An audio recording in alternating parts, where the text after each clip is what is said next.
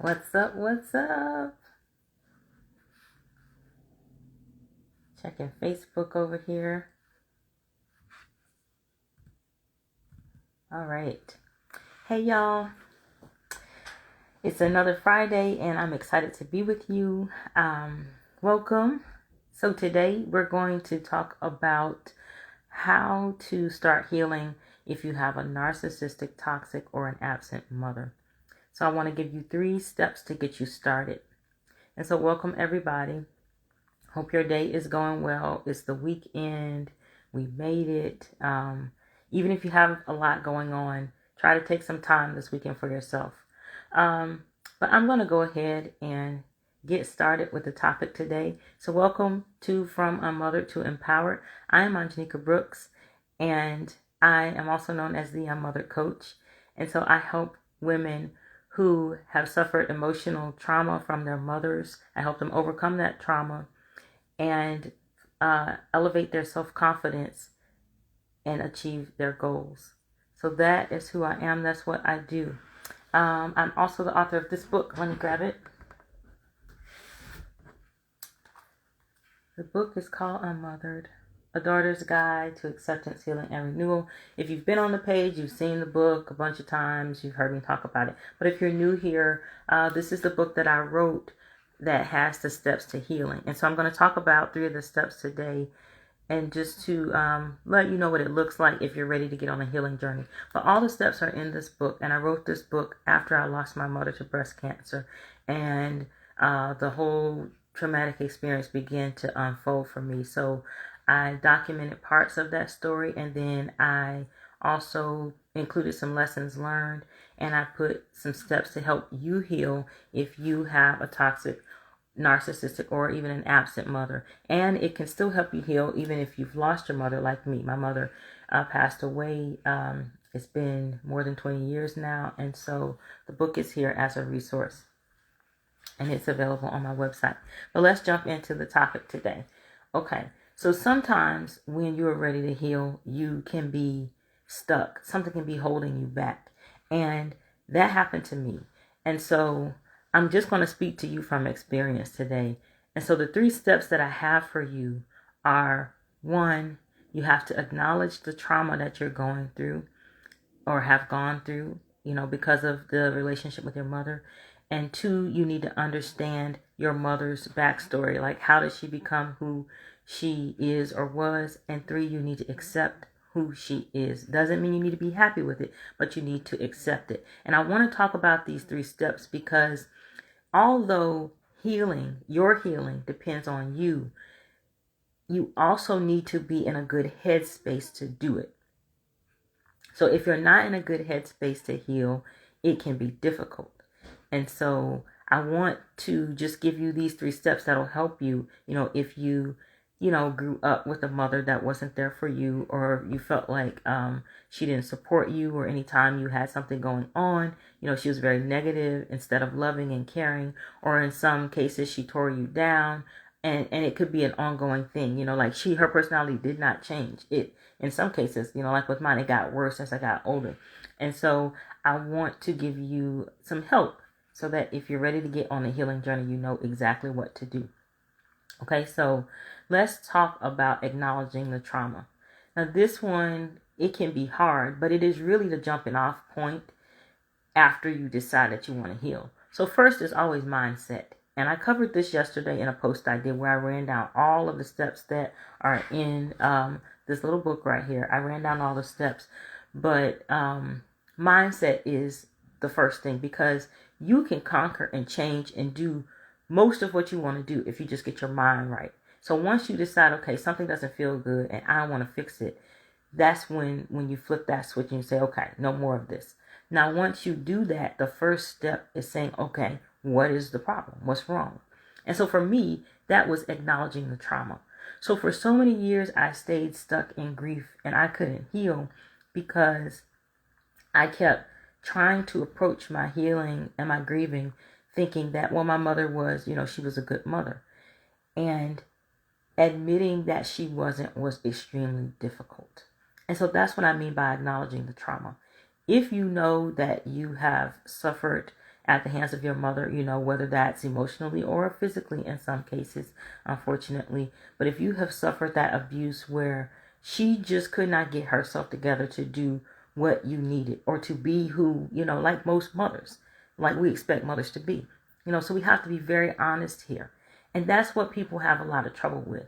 We have a lot of trouble with that as individuals, and we have family members and friends and other people that are around us and in our ears and saying, okay, you shouldn't say this about your mother. You shouldn't talk about her like that. I've heard this phrase used, the parent that stayed. She's the parent that stayed, and, how can you say that? But what people don't understand sometimes when they're not living the experience is that you can have an absent father like I had that wasn't there, wasn't seen. But you can also have a mother that's there and is toxic or is narcissistic or is, in other words, harmful to you as you're growing up. So just because she can be termed as the parent that stayed or remained and that was with you doesn't mean that that presence was a good presence. And we don't like to talk about that. And so sometimes you can have two deadbeat parents, And so luckily for me, my grandmother was there, but it made it difficult for me to come to terms with who my mother really was. And so I believe you have to acknowledge a problem in order to fix it. It's very hard to fix something if you don't identify what's wrong and what's going on, or if you're afraid to say it. And so even if you only say it to yourself, then you still have to say, okay, my mother has not been good to me. She has not been good for me. When I'm around her, she tears me down. She does these things that make me feel, like I'm not worth anything. Or, she sabotages what I'm doing. Or she competes with me so that she can have attention. And she doesn't know how to take care of me as her daughter. It's okay to say those things. And until you say it, it is going to be hard to heal. Because if you're pretending or in denial or hoping or wishing that your mother is behaving like a mother should, or like what you think she should, or what you believe you need, until you do that, it's going to hold you back. And so that's where a lot of us get stuck, is first we want to acknowledge it. And like I said, I was there, and I have siblings, and it is really hard when your siblings, don't necessarily share your perspective, because every child doesn't experience their parents the same. And my experience with my mother was different from my sister's experience and my brother's experience with her. I can only speak from my experience and how she treated me. And I am the oldest. And so children can experience their parents completely different. So a lot of people assume what they see on the outside or how they see them treat one of the kids is what it really is. But that can be very deceiving. And so I want to encourage you, even if you just journal, even if you just say it to yourself, to acknowledge that the trauma exists, that you have suffered from the things your mother did or didn't do. And in the cases where your mother, for you that have absent mothers, meaning, they weren't there, they could have been, out of the state, they could have given you up for adoption, they could have given you to another loved one or family member, or just not been able to take care of you due to any kind of circumstances. It could be mental illness, it could be, drug use, any kinds of things, imprisonment. There are a lot of things that we go through in life. But just because she went through that, you still suffer, and that is not excusable. And so even if your mother wasn't there and she could have a legitimate reason for being absent, you can still suffer as a daughter. You can still miss out on the foundational things you need, the love that you want, the things that you expect. And no one can tell you that that's not a valid feeling. No one can tell you that you have to say that it was okay. Okay? So I'm saying I wasn't okay. I wasn't okay when I looked back over my mother and my life. I wasn't okay with how things had gone. I could remember too much hurt and pain to be able to just be like, oh, it's fine, and move forward. So the first step is acknowledging the trauma. Recognizing what's happened, because you can't heal what you won't acknowledge or what you won't talk about. All right? Okay. The second step is knowing your mother's backstory. This is important. It isn't because you need to sympathize with your mother or say, okay, I understand. You can do that. And my mother had a rough backstory. Her history was rough. And she had some dealings as a child, where her mother died when she was an infant and she was taken in by another woman and her family. And she had different relationships and all kinds of things that happened to her. But none of that excuses how she treated me. But I need to know what happened to her so that I don't fall into the same pitfalls. And that's what I'm telling you. It is important for you to understand what the cycles are. Because if you don't know what the generational cycles are, you can't repeat them. And that's what the healing is all about. Because if you ignore the fact that something's wrong and you need to take time with yourself and start to heal those wounds, when you don't heal the mother wound, sometimes subconsciously you end up acting like your mother. So the very thing that you think you won't do, or the very characteristics that you don't want any part of, you can end up taking those on because you haven't done the work that you need to. And I'm not trying to make it seem like, you're deliberately doing that. It's not intentional. It's just that some of the things that are there, some of the things we've learned from them, we picked it up and didn't even realize it. We were in the environment with our mothers. Or when your mother is absent, you can learn, what that pain is like and not know how to address that in your own life. Just because you haven't worked through it. You can begin to identify with being detached and keeping yourself isolated so that you can protect yourself. Things like that can happen. And so instead of, you would think it would be the opposite where you would want to be around people. Sometimes that's not the case. And that is why it is extremely important that you heal the mother wound, that you begin to look at what harm has come out of having a toxic mother. If she was narcissistic, had a lot of narcissistic tendencies, because we all do. We all have those tendencies, but some of us have them more than others. And in some cases, people that go through a psychological analysis, they may have narcissistic personality disorder. So I'm not here to diagnose anyone. I'm just saying all of us have those traits. And for some mothers, they show up as being very selfish, very self-centered, very focused on themselves, and not really concerned about your feelings. And not the part where they're disciplining. I mean the part where they really don't care. Like if you don't have something, they put their needs first. And that is what I experienced from my mother. She had those tendencies where she literally seemed to not understand that she should be taking care of us and not putting her needs before ours, but she would do it. And so I can't explain it. I just know that's how she was. So it's very important to understand how your mother became who she was so that you can avoid those same pitfalls and so that you can break the generational cycles.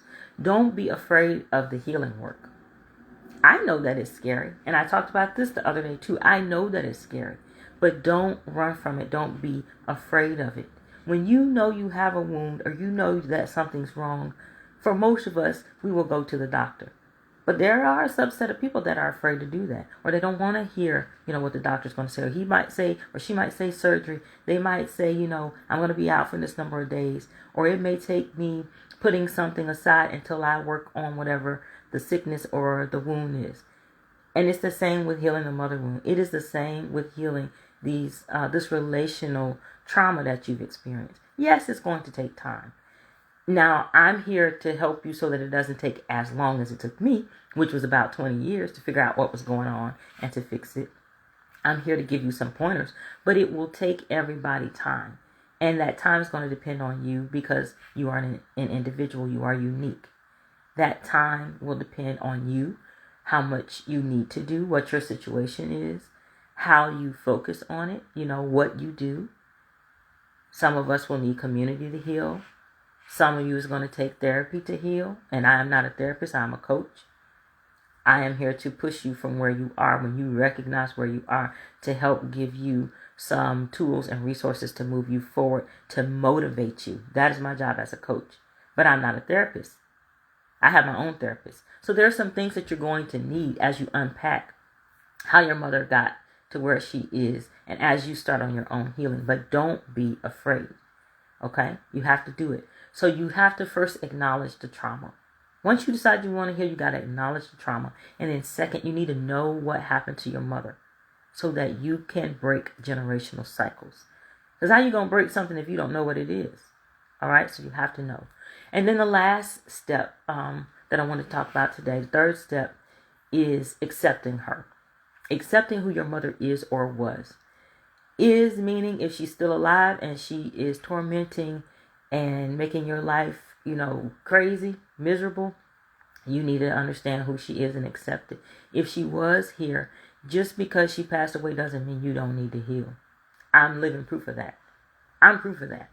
Because I didn't heal until my mother had been gone for, I think it was 19 years at the time. And this year, I think this will be 23 years. So 19 years in, and I didn't fully understand what was going on and what I needed to heal. And that was because I wasn't doing any of the steps I just mentioned. I did not acknowledge the trauma. I did not go into her backstory and understand it fully, nor did I accept who she was. I still, even after she passed away, I still was trying to paint her in a different light and was somehow trying to make it magically seem like she had been all that I needed. And it wasn't true. And so until you accept who she is, you're going to continue to get hurt. You're going to get hurt because your expectations of her are something that she cannot meet. She cannot meet those expectations. It's almost like you're expecting her to be a different person, and that's not who she is. And so you have to accept who she is. Now, acceptance doesn't mean you're happy with it. Acceptance doesn't mean you applaud her and you're like, okay, this is how it's going to be, and I'm just going to take this beating and I'm going to take the tongue lashing and her acting crazy or whatever she wants to do and I'm going to roll with it. That's not what accepting her means. Acceptance when it comes to your mother simply means you recognize who she shows herself to be and you accept that at face value. You're not going to try to change her. You're not going to try to counsel with her and get her to be different, because in most cases you've already tried that. I know I tried it a number of times with my mama. We had several talks and that woman would come out with guns blazing, you hear me? Knives out. She was not playing with me about telling her about anything, and she was not going to change it. And she let me know that, specifically let me know that shut it down. And so once you have something like that happen, you need to change your expectations. I didn't. I was crazy, and I kept thinking I could fix it, and I was gonna make her love me, and that is not what happened. That is not what happened. She stayed just like she was until the end. And at the end, some of the things that I began to do, I think did help our relationship. And so I don't want that to be you. But the end was, she was in the hospital. And so literally we were out of time. We didn't get any more time to fix anything or work on anything. So that was a wrap on that. But for you, if your mother's still alive, accept who she is. And if in accepting her that means you have to put distance there, then you just have to do that. Now that's a whole separate talk about whether to go no contact or not, or low contact, or what kind of situation you need. That's a different talk. And if you want to scroll this page, I certainly did a reel on that one specifically. But if you would like me to, I can address it again. Like, how do you know? Because I did try going no contact with my mother as well before she died.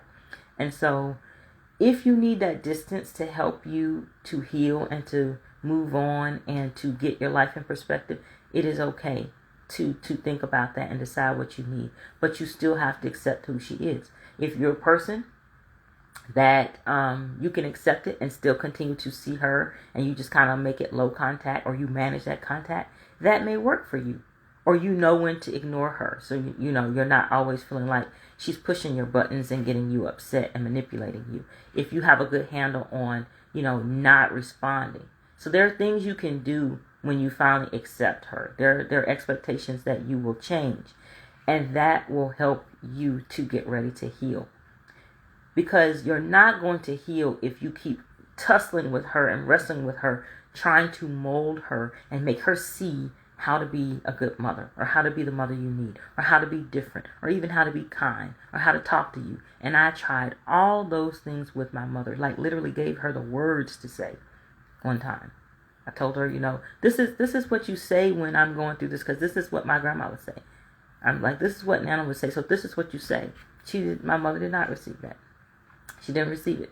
And so you have to accept her for who she is, and not who you want her to be, because you can't change anyone.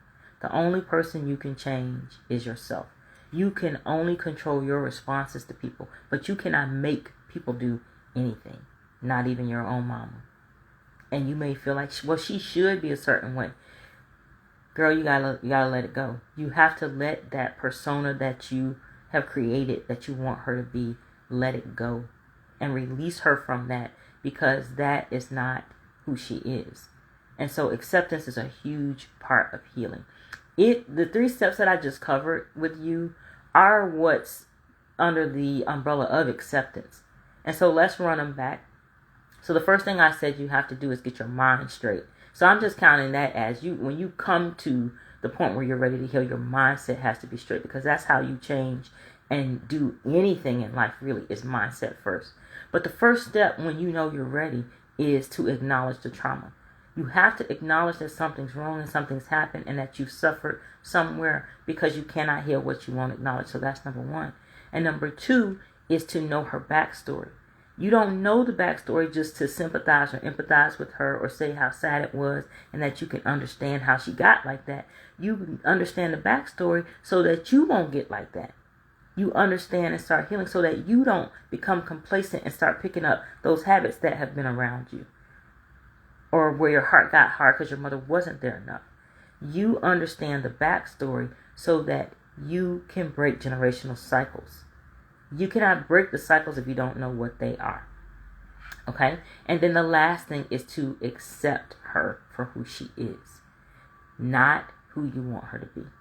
Okay? You have to, that's important, because when you accept her, you're going to change your expectations of her.